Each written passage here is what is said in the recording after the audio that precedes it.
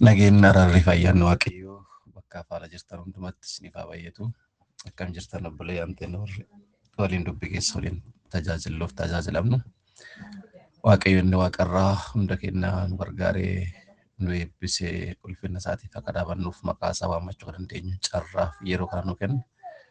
Maqaan isaa baraaf haga baraatti haa eebbifamu. Gooftaan keenya waaqarraa hunduma keenya nu jaalate. Mana isaa keessa gara deddeebi'uu dandeenyu carraa kana nu kennee jira.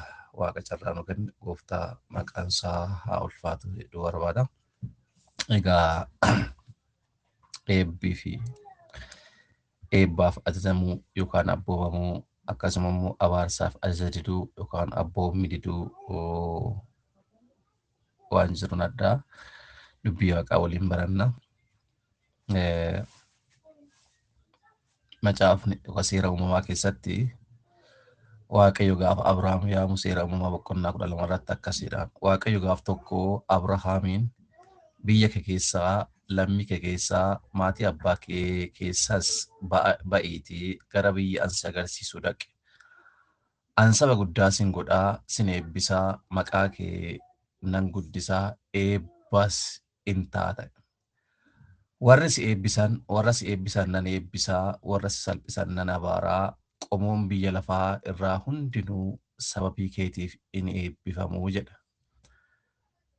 Kana irratti Abrahaam akkuma Waaqayyo isatti dubbatetti ka'ee adeemee Looxis isa wajjin dhaqee Abrahaam biyya Kaaraan yommuu bahe nama waggaa 70 biyya Kaaraanitti yommuu nama waggaa 75 ture. Kutaa kana keessa Abrahaam eegaa waamichi Waaqayyo isa yaamee nama waggaa 75 ta'ee Waaqayyo isa yaame jechuudha. Waaqi Abrahaamiin lafa firri kee jiru keessaa biyya maatiin kee jiru keessaa biyya gosti kee jiru keessaa lafa asiin duratti beekamtu keessaati baay'ee karaa sitti mul'isu sana karaa sitti agarsiisu sana ka'ee anaaf deemee jedheen anachis eebbisaa jedheen anachi maqaa kee guddisaa jedheen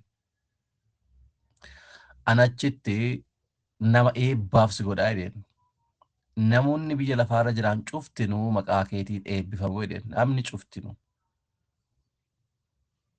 Gosa isaa qofaa miti. Nami lafa tana gubbaa jiru martinuu maqaa keetii eebbifamaa. Ati nama eebbaa taataa. Eebba qofaa miti. Eebbaaf illa taata. Saba hundaaf, nama hundaaf, dhaloota hundaaf nama eebbaa taate Abrahaam Waaqayyo Abrahaamin waame. Abrahaam illee waan waaqedhee isa yaamicha waaqaa san dhaga'ee ajajamee fi gara waaqi isa agarsiisetti lafa waaqitti mul'isetti ka'ee deeme. Gaafas Abrahaam nama waggaa 75 ture. Abrahaam waaqa Abrahaamin akkasiidha. An nama guddaa si taasisaa jedheera. Si bal'isaa jedheera. Sanyiin kee akka urjii waaqarraa tana urjii samii gubbaa tanaa jedheera. Akkas baay'isaa jedheera Abrahaam waaqa Abrahaamin. Akkas qofaa miti akka maansa bishaan keessaa haga santi akkasitti sanyiin ta'e hin bal'atti hin fakkanti bira dabartii jedheera. Si baceessa isaan jedhe waaqa Abrahaamin. Abrahaam kakuntu adoo isaaf hin raawwatamin waggaa 25 lakkoofsiise. Waggaa 25. Waggaa 25 eega tureen duuba waaqa ammallee deebi'ee gara Abrahaamii gaafa inni waggaa 99 waaqayyo deebi'ee gara Abrahaamii dhufe. Gara Abrahaamii gaafa dhufu sana Abrahaamii irra dhufne deemtuu adda deemaa jiru. Karaa gubbaa deemaa jiru waaqi gara waaqa ergamtoota waaqaa yookaan waaqa argee in sagadee fi gara mana isaatti simate. Isaan sila waaqa gaafas kan deemaa ture gara Sodomii fi Gomoraa deemaa ture. Isa gara Sodomii fi Gomoraa deemaa jiru Abrahaam arginaan dhaqee in sagadee fi mana kiyya goraa jedhee isin nyaachisaa sun baasa galaa miila keessan dhiqadhaa jedhee Abrahaam waan barbaachisu jibicha qalee nyaata barbaachisu dhiyeessee mana isaatti ergamtoota waaqa yookaan waaqayyoon simate. Gaafas Abrahaam nama waggaa 99 ture. Gaafa biyya abbaa isaatii bahu mana abbaa isaatii gaafa bahu Kaaraanii gaafa bahu Abrahaam nama waggaa 75ti. Amma waggaa 24 guuteera. Waggaa 24 kana keessatti Abrahaam ilma hin argan ilma kakuu ka waaqa Saaraaf kakate kaan ka isaaf kakate kaan ka ittiin si guddisa kaan ka ittiin saba guddaa si godha kaan ka sabni kee akka urjii waaqarraa ittiin babal'atee lafa guutan jedhe kaan agammaa waggaa 24 guutuu keessatti Abrahaam ilma malee ture. Gaafa kana Abrahaam eega argamtoota waaqayyoo simateen duuba waaqa Abrahaamin akkas jedhe. Haadha manaate Saaraa yaamee. Haadhi manaate Saaraa ilma hin qabduumi. Waggaa hadhaa yennaa tanatti deebinee gara kee dhufna.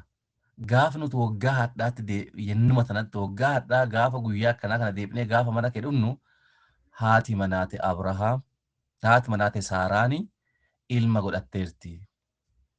Ilma argatteerti. Waggaa meeqaffaa isaatti waggaa 100ffaa gaafa inni guutu jechuudha. Waggaa 100ffaa gaafa inni guutu. Abrahaam waggaa 24 guutuu ta'ee obsaa waaqayyo eegate. Obsee eegate. Waaqni numa kakataa. Waaqni nama guddaa si godhaa. Sabni kaka urjii waaqarraa tana ta'a. Sabi akka maansa bishaan keessaa akkas akkasan baay'ataa isaan jedhaan. Asi bakkansa si baay'isa isaan jedhaan. Dhimma cattanii isaan jedhaan. Garuu immoo kakuuntu hin raawwattu waggaa 24 guutuu turte. Waggaa 24. Gaafa 20 waggaa 25ffaa dhufu Abrahaam ilma kakuu argate Yisaaq. Gaafas Saaraan nama waggaa 90 taateerti. Abrahaam nama waggaa 100 ta'eera. Garaagarummaan gidduu sana jiru qiyaa ganatti ilmaamuu danda'a jechuudha. Abrahaam ilma isaa isa waggaa 100ffaatti argate gaafa tokko immoo waaqayyo Abrahaamin qoruu barbaade. Seera uumamaa yookaan seera dadaa boqonnaa 22 gaafa deemtanii ilaaltan waaqayyo amma Abrahaamin qoruu barbaadeedha. Abrahaamin qoruu barbaadeedha. Abrahaamin qoruu barbaade akkasi waaqaan jedha. Waaqayyo akkas waaqayyos Yisaaq ilma kee isa tokkicha isa jaalattu. Waaqayyollee Abrahaamin Yisaaq ilma kee isa tokkicha san isa jaalattu fuudhi biyya Mooriyaa dhaqi. Tulloota keessaa isa ansitti agarsiisu tokko irratti qalma gubamu godhi isuma tokkicha anaaf dhiyeessi jedhe. Isuma tokkicha anaaf dhiyeessi jedhe waaqa Abrahaam. Tokkicha sanuu waggaa 100tti argate. Sanummoo waggaa 24 eegate waggaa 25ffaa irratti argate. Isaaf kakatame jechuudha. Isa sanuyyuu immoo dulluma keessa argate. Dadhabbii keessa jechuudha. Haati manaa isaa Saaraan dulloomteerti. Inni dulloomeera. Seerri uumamaa irraa darbeera. Dulluma keessa dhufe. Isuma kana mala waaqi maal na godhe aarsa naa godhe. Aarsa gaafa godhu ajjeesee qalee gorraa eegte kan inni aarsa godhu. Abrahaam waa waaqedha kaan irrallee hin qabne tole jedhee ka'ee deema. Waa isa barbaachisu fe'atee tajaajiltoota isaa barbaachisu qabatee billaa qabatee ibidda qabatee deemsa guyyaa 3 deeme. Eessa dhaqqabiisaaf gara waaqi jedhee gara Mooriyaa dhaqqabiisaaf. Gara Mooriyaa tarba Mooriyaa dhaqqabiisaaf guyyaa 8. Guyyaa 8tti gaafa gara Mooriyaa dhaqqabnaani harree qabatee deemeef ijoollee warra tajaajiltoota isaa qabatee deema. Asuma achi dhiiseeti ilma isaatiif qoraan billawa ibidda qofa qabatee gara gaaraatti ol bahe. Lakkoofsa galatti akkas jedha. Isaanis gara iddoo isa waaqayyo itti himee ture sana yommuu ga'an Abrahaam achitti iddoo aarsaa dhiyeessu ijaare. Abrahaam achitti iddoo aarsaa itti dhiyeessu ijaare. Qoraanis tooraan irra naqee Yisaaqin ilma isaa hidhee. Hidhaa Yisaaqin ilma isaa hidhee iddoo aarsaa irra qoraanicha gubbaa hin cibse. Iddoo aarsaa irra qoraanicha gubbaa hin cibse. Abrahaam kana booddee ilma isaa qaluudhaaf hiixatee haadduu fudhate billaa fudhate ilma isaa qaluudhaaf aarsaa dhiyeessuuf jechuudha. Ilmi isaa labbaa maana qaltan jedhuun Abrahaam waaqayyo maaloo ilma tokkicha kanarraa fudhattaa jedhee waaqan gaafatu. Waaqayyo tura dhiyeessee tolee ka'ee waaqaaf ajajamee ka'e.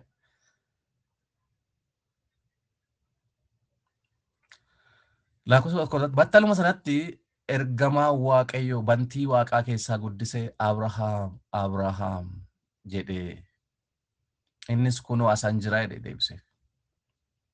Ergamaa waaqayyos bantii waaqaa keessaa si'a lammaffaa. Eega Abrahaam ilma kee irra waan takka hin dhaqqabsiise. Akka ati na ajajamtu argeera. Akka ati na ajajamte argeera. Akka ati waan si raawwadhu raawwattu argeera. Ilma kee tokkicha ilma kee isa dullummaa keessatti argatte kana. Isa kakuu waggaa 24 eegattee waggaa 25 irratti argatte kana. Akka ati anaaf hin mararsiifatin. Ati akka isa mararsiifatin ansi argeera. Ilma kee kanarra homaa iyyuu hin dhaqqabsiisine. Homaa hin dhaqqabsiisine. Kun hoolaan jiraadha. Hoolaan siif qophaa'eera. Hoolaa kana fuudhee aarsaa godheedha.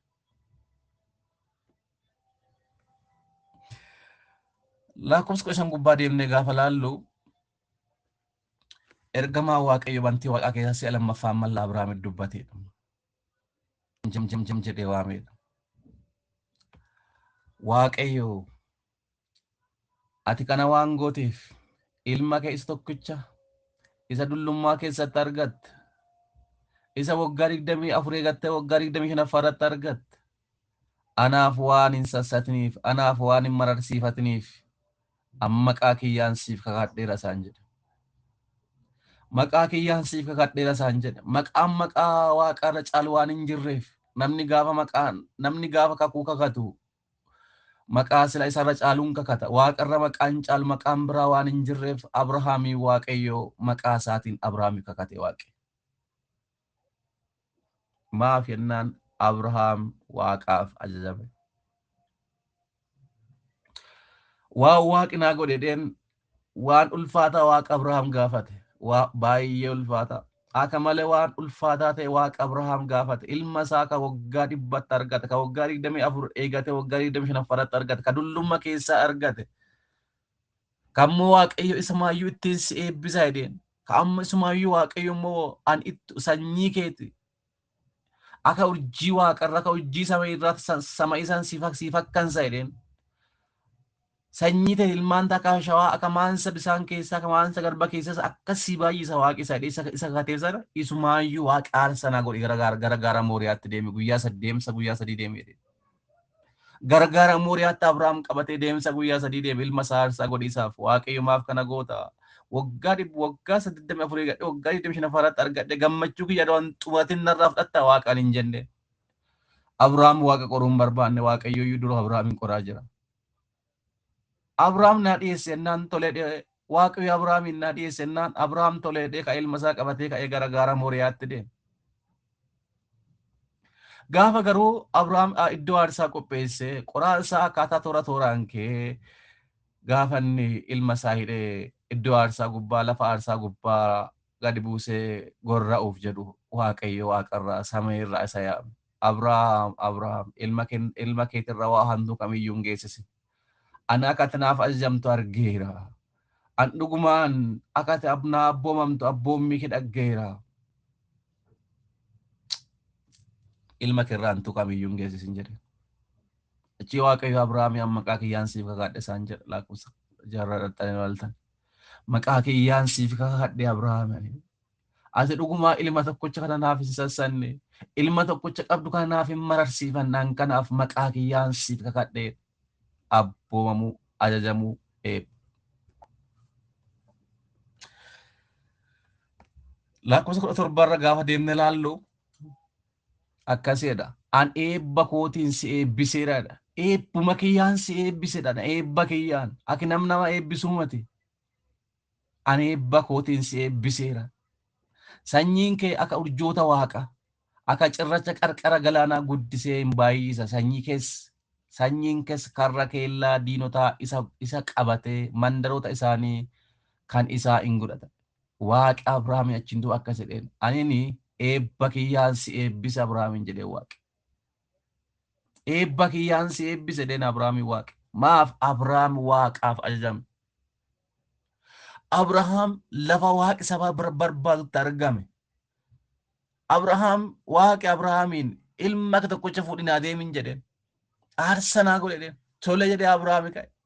lakki abbaan kanan godhu garaatti jabaadhe ka yaarsa dhiyeessuu hin danda'u waggaa 24 gadhe waggaa 25 irratti waggaa 100ffaa guutuu argadhe maaloo haati manaatii asaraan dulloomteerti lammaffaa ilma biraa isheessa argadhe waaqa qoruun barbaanne waaqaaf ajajamee ka'e waaqaaf ajajamee ka'e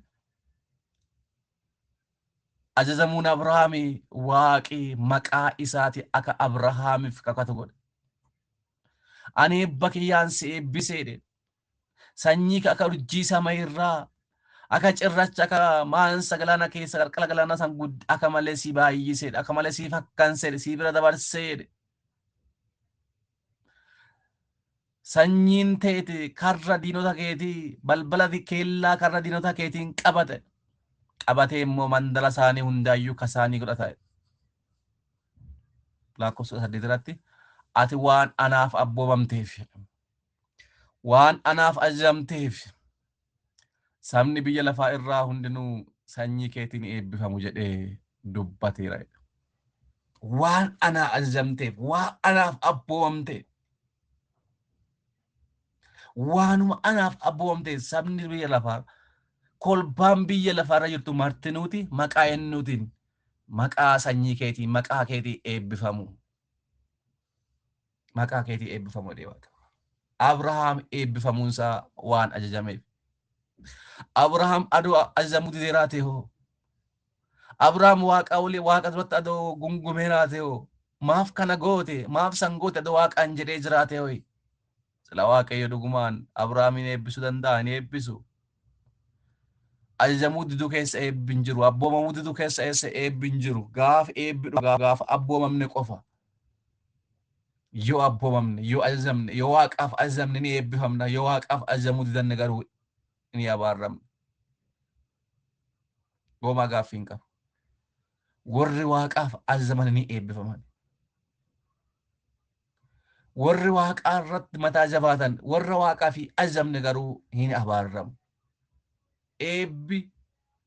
eebbi waa ajajamuuni humna eebba fida eebbi immoo humna qaba eebbi humna qaba jireenya namaa jijjiira seenaa namaa jijjiira abaarsisa akkasuma humna qaba abaarsisa akkasuma humna qaba seenaa jijjiira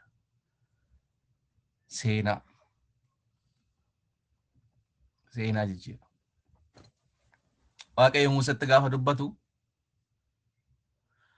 matsaafa keessa deebii yookaan Zadaagim boqonnaa 28 lakkoofsa 1 irraa kaasee gaafa dubbatu sagalee waaqayyo gooftaa keessanii gaarii gootanii yoo dhageessan abboomii isaan har'aa isin abboomus gaarii gootanii yoo eegdan waaqayyo gooftaan keessan saba warra kaan hundumaa gaararraa isin guddisa isin oolchaadha saba warra kaan hundumaa gaararra isin oolcha sagalee waaqayyo gooftaa keessan yoo dhageessan eebbi kun hundinuu isiniif hin dhufaadha isin dhaqqabase sagalee gooftaa keessanii yoo ajajamtaniif yoo dhageettan yoo ittiin jiraattan yoo ittiin deddeebitan eebbi kun cuftinuu isinii dhufaa isin qaqqaba isin hanqatu isaanii jedha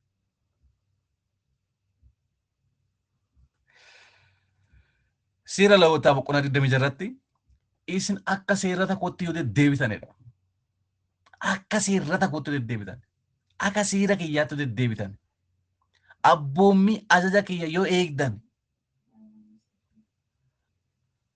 akka isaattis yoo hojjattan yommus an immoo bokkaa koo yeroo isaatti isiniif nan kenna lafichi barakata isiniif hin kenna mukeettiin bakkees ija hin godhatu yoo maan taatan yoo seerrata koo yoo akka seerrata kootti kiyyaa kanatti deddeebitanii abboommii kiyya kana yoo eegdanii ajaja kiyya kana yoo eegdanii akkuma ajaja kiyya kanaatti akkuma seerrata kiyya kanaatti akkuma seera kiyya kanaatti yoo deddeebitanii yoo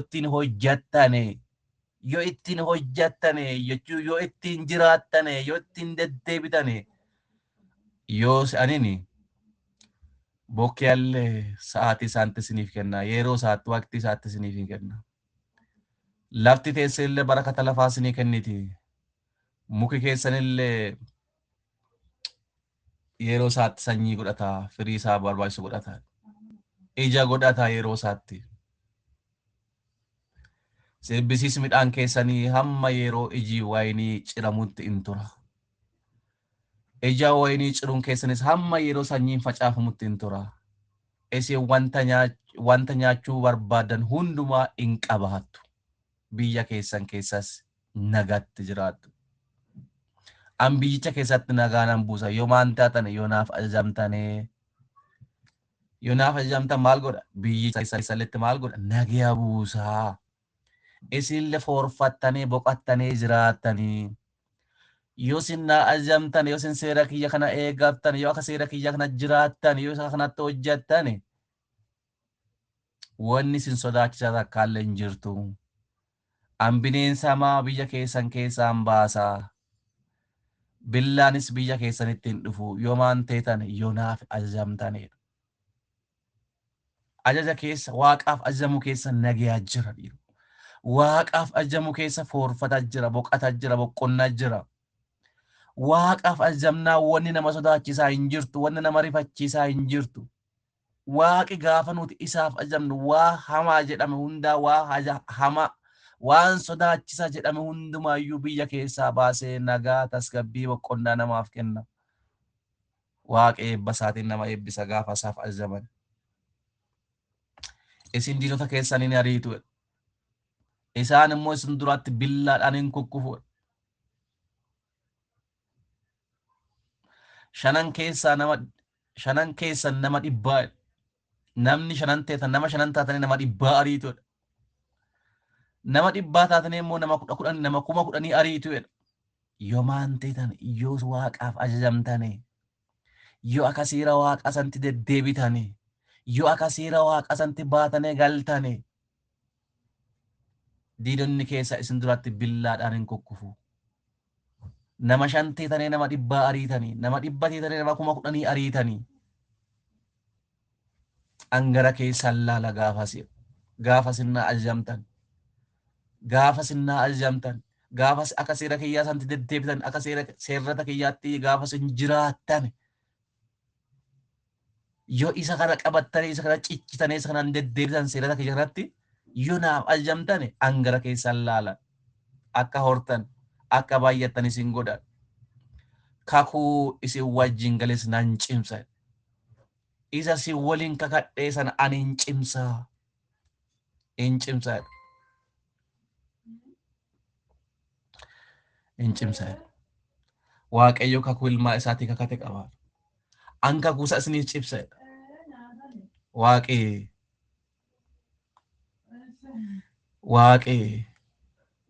Abrahaamiif kakate.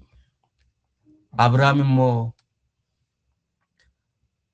waaqi isaan jedhe san ajaja waaqaa saniif, seera waaqaa saniif, seerrata waaqaa saniif hin abboomame. Waaqee Abrahaam waan isa ajajameef.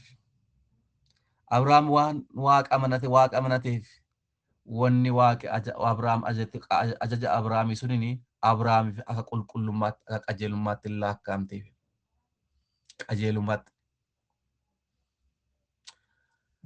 Qajeelummaatti Abrahaamiif hin laakkaamtu. Maaliif ennaa Abrahaami waaqaaf ajajame. Abrahaami waan waaqaaf ajajameef wanni kun cuftuma Abrahaamiif ta'e.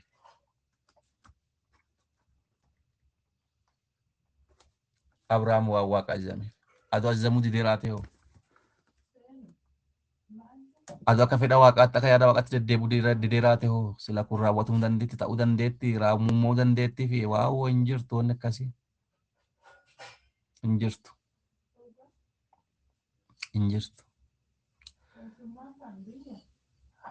Isaas boqonnaa tokkoof lakkoofsa 19 tole jettanii yoo na abboomamtanidha. Tole jettanii yoo na abboomamtan wanta gaarii lafichi baasu nyaattu. Diddanii yoo narratti kaatan garuu billaan isin nyaata jedhee ani waaqayyo dubbadheera jedha. Ani waaqayyo dubbadheera. Tole jettanii isheettanii ishi ብትሉ ብትታዘዙ የምድርን በረከት ትበላላችሁ። እምቢ ብትሉ ግን ሰይፍ ይበላችኋል። Mediiroo koottaa waaqaaf ajajamna. Akka yaada waaqaatti deddeebina. Yoo waaqaaf ajajamuu dadhabnee akka fedhaaf yaada keenyaatti deddeebine garuu abaarsi qophaa'ee jira. መርገም ተዘጋጅቷል። ለእግዚአብሔር ለማይታዘዙት ላይ ማለት ነው። ወራ ዋቃፊ አጀም ድረት ዱፊ ሳፍ አባርሲ ቆጳይ ጅራ መጽሐፈ ኬሰ ዴቢ ዮካን ገዳግሚ በቆና ደደም ሰዴት ብላኩስ ቁረሽን ራካሴ ተከጀዳ ሰገሌ ዋቀዩ ጎፍታ ኬሰን ዮ ዳገው ደባተኒ አቦሚ ኢሳፊ ሴረተ ኢሳ ወራ አንሃራ ኢስ አቦ ኢስን አቦ ሙከና ሁንዱማስ ጋሪ ጎተነ ዮ ኤጉ ደባተን abaarsitti fufee jiru kun hundinuu isinittiin dhufaa isiniin qaqqabasedha. Mandara keessatti hin abaaramtu, maasii fichaa keessanittis hin abaaramtu, guuboon keessanii fi qodaan bukoo keessanii abaaramuun ta'a, dhalli keessanii ni abaaramu, midhaan maasii keessanii jajjaboonni keessaniif xobbolaan keessanii ni abaaramu, ni abaaramu, ni abaaramu, ni abaaramu. Maaf abaarsi kun? Yoo waaqaaf ajajamuu dhabaattan, yoo waaqaaf ajajamuu dhabne, yoo akka fedhaaf yaada waaqaatti deddeebuu dhabne, sagalee waaqaa dubbii waaqaa tana dhageenye yoo ittiin jiraachuu didanne, yoo irraa garagalle, yoo waaqaaf ajajamuu danne, seerata waaqaa yoo eeguu dhabaanne, abaarsa, baate abaarsa, galte abaarsa, fichaan abaarsa, ilmeen abaarsa, horteen abaarsa, hojjattee abaarsa, baatee abaarsa, galtee abaarsa. Karratti hundaan abaarsa jira jechuudha. Yoo waaqaaf ajajamne garuu, yoo akka fedha waaqaatiif yaada waaqaatti deddeebine garuu eebbi waaqayyoo inni dhumaaf daangaa hin qabne sun mana keessan guuta, mana keenya guuta, jireenya keenya guuta. Yoo waaqaaf ajajamne, yoo waaqaaf abboomamne, yoo akka sagalee waaqaatti akka dubbii waaqaatti deddeebine, eebbi dhiiroo humna qaba, abaarsi akkasuma. Eebbi si guddisuuf, ol si fuudhuuf, gaara irratti lafa waaqi si yaade san si dhaqqabsiisaaf akkasuma eebbi humna qaba. Abaarsi akkasuma immoo ulfinna waaqaa keessaa si baasee biyya lafaa keessa si salphisiisaaf, si cabsiisaaf, boquu gadi si deebisiisaaf akkasuma abaarsi humna qaba. Namni gaafa akka yaada waaqaatti akka gorsaaf herrega waaqaatti hin deddeebineef hin jiraanne ta'e abaarsi gaafa san guutee dambala'ee eegata. Guutee dambala'ee. Guutee dambala'ee. Yisaaq ilmaan isaa eebbisuu barbaade, hangafa ilma isaa eebbisuu barbaade. Hangafa ilma isaa eebbisuu barbaade Esaawun dhaqi akkuma amala keetii kaan akkama waa damsitee wafiddu kaani ayyoon amma si eebbisaara laadulloome na caalaa yoonaa turuu guddoo turuu waa hin dandeenyeef amma si eebbisa dhaqii waa adamsitu adamsii ka'ee nyaata bareedaa isaa hojjedhu naa qopheessidheen. Haati isaanii Ribqaan Yoosef Yaaqoob akka malee waan jalattuu fi waan abbaan isaa jedheen kana dhageettee Yaaqoobiin dafii arifadhi hoolota lamaan fidii ka'eeti. Abbaa keetiin nyaata bareedaa qopheessa, abbaan kee obboleessa kee Esaawuu eebbisiisa qophaa'eera. Amma yoonaatiin arifadhi fidii koottu bakka obboleessa keetii sitti eebbifamaa jetteen. Nyaata qopheessisiisanii, nyaata bareedaa qopheessanii, nyaata mi'aa qopheessanii. Yaaqoob gogaa hoolee isaa itti uffisanii akka inni Esaawuu fakkaatu, Esaawuu qaamni isaa rifeensa waan ta'eef gogaa hoolee itti uffisteeti nyaata bareedaa qopheessanii achiin duuba adoo ilmi isaa ilmi hangafni Esaawuu adamoo isaa adamsee nyaata bareedaa qopheessee dhufiniin dura Yaaqoob eebba fudhate. Yaaqoob jechuun Israa'el isa jedhame sana.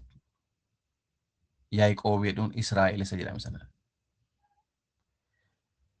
Egasii Yisaaq ilma isaa isa lammaffaa yookaan Yaaqoobin eebbise. Yaaqoobii eebbise.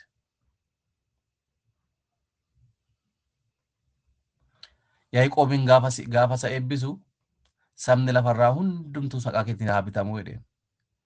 Ilmaan garaa haadha teetii dhadhalatan siif haa qoma'ani, siif haa sagadanii jedheen. Ansi eebbiseera jedheen. Sanyiin kee akka urjii waaqarraa akka urjii samayii tana haa ta'etu jedheen. Akkasuma akka cirracha bishaan keessaa akka qarqara cirracha galgala galaanaa kan akkas sanyiin ta'e fakkantu jedheen. Saba lafarraa hundumaaf kolbaa lafa gubbaa jirtu cufaaf iyyuu ati eebba ta'ee jedheen. Eebba ta'ee eebbise. Eebba ta'ee eebbise. Gaafa ilmi isaa hangafni eebba barbaarsa dhufee abbaa kiyya nyaata hojjedhee qopheesseera koona na eebbisedhee gaafa dhiyeessu eebbi jalaa dhumateera. Eebba uumaa hangafa si eebbise eebba biraan qabu eebba kana bifadhen jiru. Ani ilma keetii yoo kan isaaf abboomamtu akka isaaf bitamtu ani isa eebbiseera dhiisee bakka eebba biraan qabu. Ani isa eebbise eebba biraallee barbaadan inni argattu homaan hambifamne eebbaaf hin qabu eebbaaf hin qabu Esaawun obboleessa isaatti garaa qabee haa aaruyyuu malee eebba san argachuu hin dandeenye. Eebbicha argachuu hin dandeenye. Niitiyyuu haadha manootayyuu haadha manoota biyyuma keessa jiraatu keessaa warra keedhotaa keessaa haadha manaa fuudhe haadha manaa lama fuudhe. Yaaqoobiin gaafa laalle garuu Yaaqoob gaafa gara biyya abuyyoota isaa gara biyya Laabaatti gaafa deemu gara Sooriyaa gaafa ni deemu Waaqi itti mul'ateeti gaafa inni Yaaqoobin eebbisu argina. Waaqayyo gaafa Yaaqoobin boqonnaa 23 irratti Waaqayyo mul'ata waan akka masalaalee wayiitti agarsiise. Yaaqoobiin Waaqa eebbise. Yaaqoobiin kun nama Waaqayyo garuma haadha isaa keessatti filatee fi nama hangafummaa barbaadullee ture. Nama guddina barbaadullee ture. Nama gaafa lakkuu dhalatee Esaa waliin lakkuu dhalatu sila namni adeessistuu adoo hin jiraatin hangafa ta'ee dura dhalachuu qaba jedheeti miila obboleessa isaa miila Esaa qabatee dhalate. Garaa haadhaa keessatti walolaa ture jechuudha. Kakuun yookaan mul'an raajiin asiin dubbatanii jiru inni hangafni isa quxisuuf bitamaa jedhamee itti dubbatamee jira Ribqaatti. Inni sun hin raawwatame. Waaqayyo Yaaqoobiin eebbise. Yaaqoobii eebbisuu miti Yaaqoob Waaqayyo maqaa isaa jijjiire. Maqaan Yaaqoobii kun maqaa gaarii waa hin turre. Morkiin beekama waan ta'eef. Obboleessa isaatiin morkataa ture. Waaqayyoon morkataa ture. Akkasuma Waaqayyo maqaa isaa Yaaqoob irraa gara Israa'elitti jijjiireedha. Saba guddaa si godheedha. Waaqi akkas isaan jedha. Gaafan gara biyya Laabaa gara Sooriyaatti deemu. Waaqayyo immoo isa gararraa dhaabatee ani Waaqayyo gooftaan kan Abrahaam abbaa keetiiti. Waaqayyo isa kan Yisaaqe lafa ati irra ciiftu kana siif sanyii keetiif nan kenna. Siif sanyii keeti lafa amma Yisaaqi gaafa Yaaqoob gaafa kan akka malee sodaatee lafa gammoojjii keessa lafa onaa keessa lafa namni tokko hin jirre lafa bineensi qofti jiru keessa dhagaa boraafatee rafe lattitti dukkaa adoonni gara Sooriyaa deemaa jiru lattitti dhiitee jennaan. Waaqayyo immoo isa eegaa isa waliin waan tureef Yaaqoob Waaqi isa waliin jiraachuu isaa quban qabu garuu Waaqi isa waliin jira. Bakka silaa asuma bineensi na nyaata jedhee lafa onaa kanatti nafa jedhee dhagaa boraafatee rafe. Adoo dhagaa boraafatee rafu mul'ata arga. Mul'ata Waaqayyotti dhufee ka'eeti. Waaqayyo gooftaan kee kan Abrahaamii abbaa keeti kan Yisaaq lafa ati irra ciiftu kana siif sanyii keetiif nan kenna. Sanyiin kees akka biyyoo lafaa hin taane gara lixa biiftuutti gara ba'a biiftuutti gara bitaatti gara mirgaattis hin babal'ifata. Qomoon biyya lafaa irraas hundinuu sababii keetiif sababii sanyii keetiitiin in eebbifamu Waaqi isaan jedha. Sababa keetii eebbifamnu qomoon biyya lafaa sanyiin biyya lafaa dhaloota biyya lafaa kun cuftinu sababa keetiif sababa sanyii keetiin eebbifamu. Kunoo ansi waliin jira. Iddoo ati dhaqxu hundumatti si eega.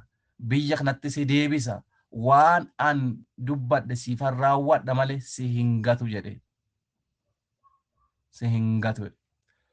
Yaaqoob gaafa kana hirriba keessa jira. Hirriba keessa dammaqe. Hirriba keessaa ka'e. Dhagaa siidaa achi dhaabe. Siidaa kana lafti sun maqaan isaa duraan Loozaa jedhamte amma Beetel jedheetti moggaase. Lafti sun lafa zimmi biloo bakka zafa taate wayitii miti. Lafti sun lafa mana waaqaati. Lafti tun lafa mana waaqaati. Dhagaa irra boraafatee rafaa ture san siidaa godhee achi dhaabe mallattoo godhate gaafa lafa sana deebi'ee dhufutti lafti tun lafa mana waaqaati. Mallattoo godhatee kan mallattootti godhatee maqaa isaa immoo Beetel jedhee itti baasee qa'ee biraati. Wanni Yaaqoobillee waaqaaf ajajame waaqilla akkasuma isa eebbise wanni waaqi jedhe sun cuftinuu Yaaqoob irratti raawwatamte muummotti. Bara kiyyaaf keessan keessatti hoo obboleeyyaanti yoo waaqaaf ajajamne yoo akka fedha waaqaatti deddeebine yoo akka fedha waaqaatti baane akka fedha waaqaatti galle yoo seera waaqaa eenne yoo akka seera waaqaatti jiraanne yoo abboommii waaqaa eenne yoo ajaja waaqaa eenne waaqi waan jedhe hundaa si mummessiisaaf kun qophaa'eera gumaa'eera. Yoo ati garuu akka seerrata waaqaatti, akka jecha waaqaatti, akka gorsa waaqaatti, akka dubbii waaqaatti deebuu diddee faallaa dubbii waaqaa yoo deemte, faallaa sagalee jiraattu sagalee goofticha kanarraa adda gorte yoo deemte, yoo gara fedhii keetii gara yaada mataa keetii yoo deemte, abaarsi ati keessaa deebi'uu hin dandeenye qophaa'ee siif gumaa'eera. Filannoon keeti jechuudha. Eebbas barbaaddu eebbas qophaa'eera, abaarsallee barbaaddu abaarsi qophaa'eera. Lachuuf jechuudha.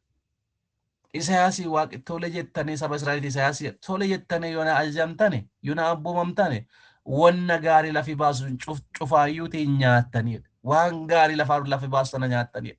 Yoo garuu diddanii anarratti kaatanii ana ajajamuu diddanii billaa isin nyaataa jedhee.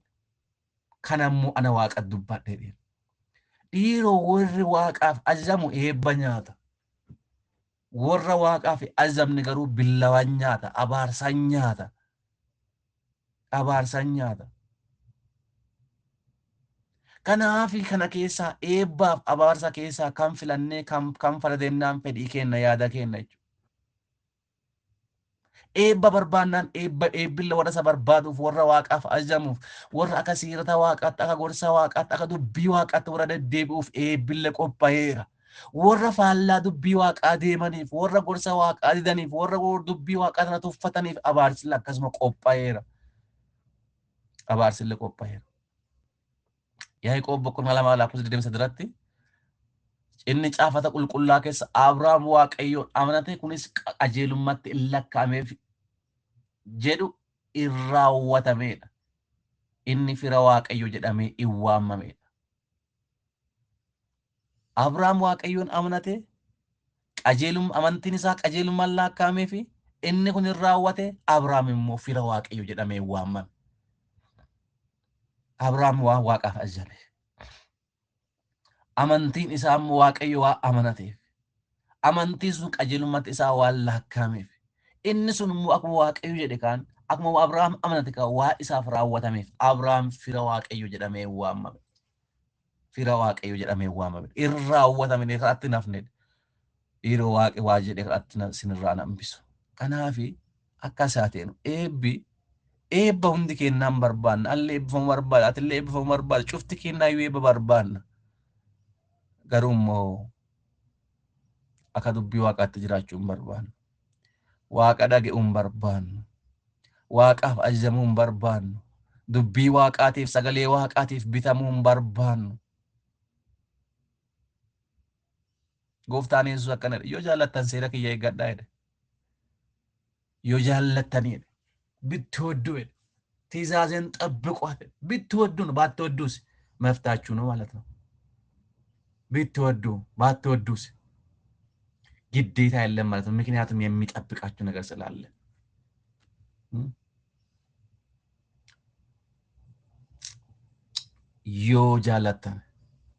ዮ ጃላታን ሴራ ከየ ኤካዳ ብትወዱ ትእዛዜን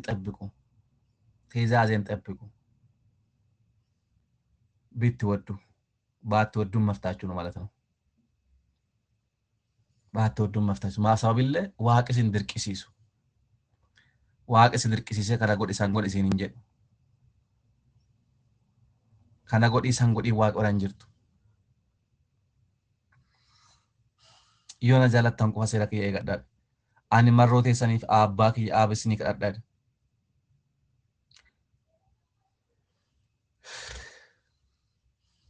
Marroo teessaniif saba keessaniif abbaa kiyya Abrahaamisni kadhadha. Isin garuu jaalattan yoo jaalattan qofa seera kiyya eegadhaa. Yoo jaalattan qofa seera kiyya eegadhaa. Yoo jaalachuu dhabdan garuu mirga keessanii jechuudha. Mirga keenya jechuudha. Eebba lafarraa nyaanna taanaan, eebba waaqarraa eegna taanaan waaqaaf ajajamuu nu barbaachisa jechuudha. Eebba waaqaaf eebba lafarraatiif. Isa kana barbaanna taanaan maan ta'uu nu barbaachisa? Waaqaaf abboomamu, waaqaaf ajajamu, waaqaan ba'u, waaqaan galuu nu barbaachisa jechuudha.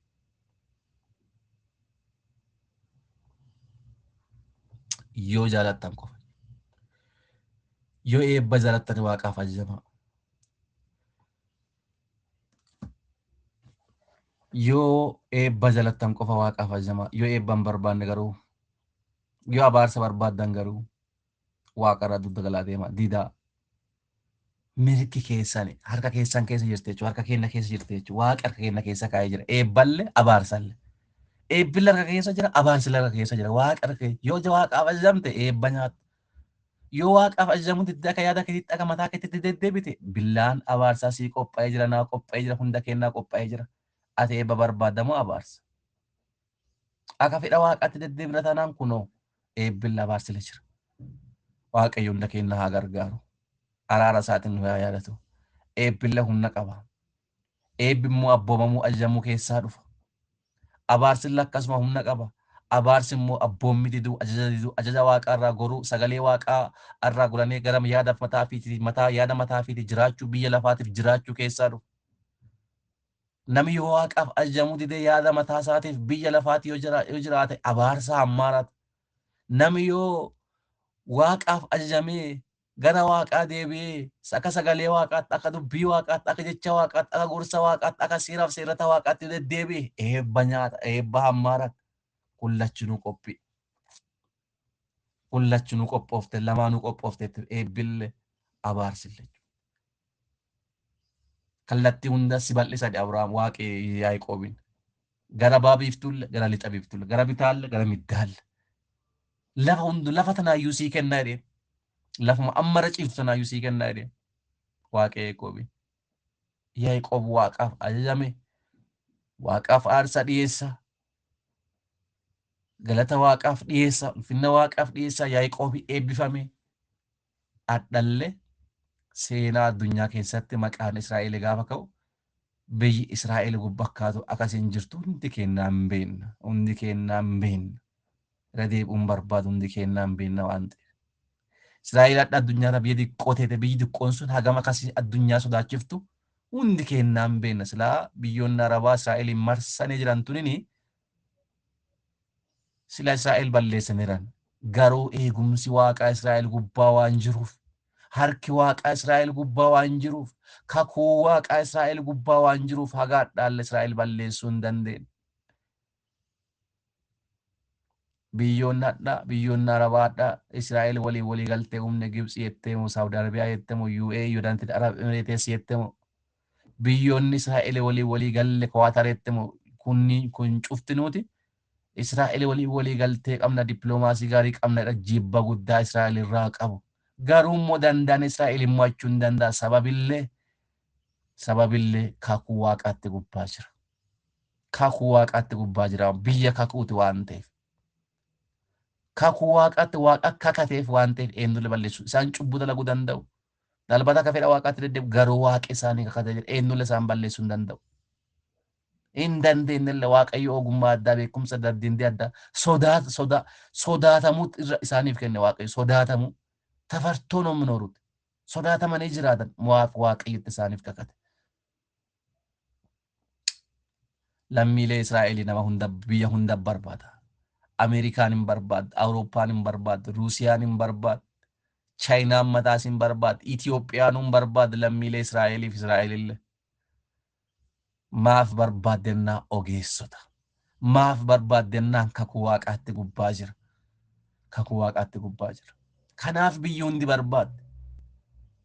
Kanaaf biyyi hundi barbaaddi. Yennaan Israa'eliin tun dammaqxu immoo jira kana caalaa jechuudha.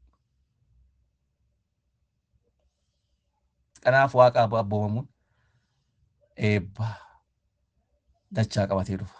Abboommi diduun garuu abaarsa. Waaqa hunda kennaa gargaaru. Eebba barbaadan taanaan abboomama. Dubbii waaqaatiif ajajama, waaqaaf ajajama, waaqa dhagaya, akka yaada waaqaatti ba'a, akka yaada waaqaatti gala, akka yaada waaqaatti galee akka waaqaatti baanu abaarsa barbaadna taanaan isin timuu hin danda'u. Biyya lafaa faana hiriiruudha. Biyya lafaa faana hiriiruudha. Yaada mataa fi faana hiriiruudha. Marti qophiidha. Waaqayyoon waa gargaaru. Gooftaa waaqaaf lafaa maqaa jiraataa ilma kee maqaa Yesuusiitiin waan nu gargaarte yennaaf sa'aatii kana waaqa waan nu kenniteef maqaa Yesuus Kiristoos nama Naazreetiitiin abbaa keenya galanni waaqa lafarra siif haa ta'u. Hunda keenya nu gargaarattee nu wararamtee yennaaf sa'aatii kana daqiiqaa kana waan nu kenniteef maqaa Yesuus Kiristoosii waaqayyo waaqa jiraataa galanni waaqa lafarratti si qofaaf haa ta'u. Ani ilma kee fuula kee dura jira na gargaartee jecha dubbachuu danda'u yeroodhaan waan na kenniteef waaqayyo maqaan kee ulfaatu. Gooftaa mootii waaqaaf lafaa maqaa ilma kee maqaa Yesuus Kiristoos ilma waaqa jiraataatiin ol waaqarra nu gargaari ol waaqarraa araara kee arjummaa gaarummaaf gargaarsa kee waaqayyo waaqarraa maqaa Yesuus Kiristoos gooftaatiin nu baay'isi. Eebbi kee araarri arjummaaf gaarummaan kee ol waaqarraa maqaa Yesuus Kiristoos nurra gadi haa dhufu. Maqaa Yesuus Kiristoosiiti waaqayyo anaaf obboleeyyan kee yaadadhu qalbeeffannaa nuu kenni. Hubannaa nuu kenni, ogummaa nuu kenni, akka jecha keetiitti, akka sagalee keetiitti, akka dubbii keetiitti baane si ajajamaa siin baane siin galuu akka dandeenyu maqaa Yesuus Kiristoos nama Naazreetitti waaqayyo waaqa jiraataatu nu gargaara. Harka araara keetii nu gubbaa diriirsi. Nagaarraa afaa maqaa Yesuus Kiristoos gooftaatti nu tokkoon kenna waaqayyo waaqa jiraata. Si ajajamne, si bitamne, siin baane siin galuu akka dandeenyu maqaa Yesuus Kiristoos nama Naazreetitti nu gargaara. Waan nu gargaarte namarraa nu goote ulfaata. Amma isin waliin jira. Nun dhiisit aga daqiiqaa dhumatti nurratti argamedha. Kan lafaa samii dadde maqaa jiraataa ilma kee maqaa Yesuus Kiristoos gooftaan si kadhanna kadhaate nuuf dhage. Amiin. Gooftaa waaqa lafarratti isin eebbisu eebbifamaa jiraadha. Ayyaanni waaqaa isin haa baay'atu. Ogummaan waaqaa isiniif bira haa dabaru. Barri keessan waaqa irratti lafarratti ka eebbaa isiniif haa ta'u dhaloota eebbaa nama eebbaa ta'a diqqaan keessan haa eebbifamu guddaan keessan haa eebbifamu barri keessan haa eebbifamu wanni hundi keessa isiniif haa eebbifamtu eebbifama maqaa Yesuus Kiristoos nama Naazreetiitiin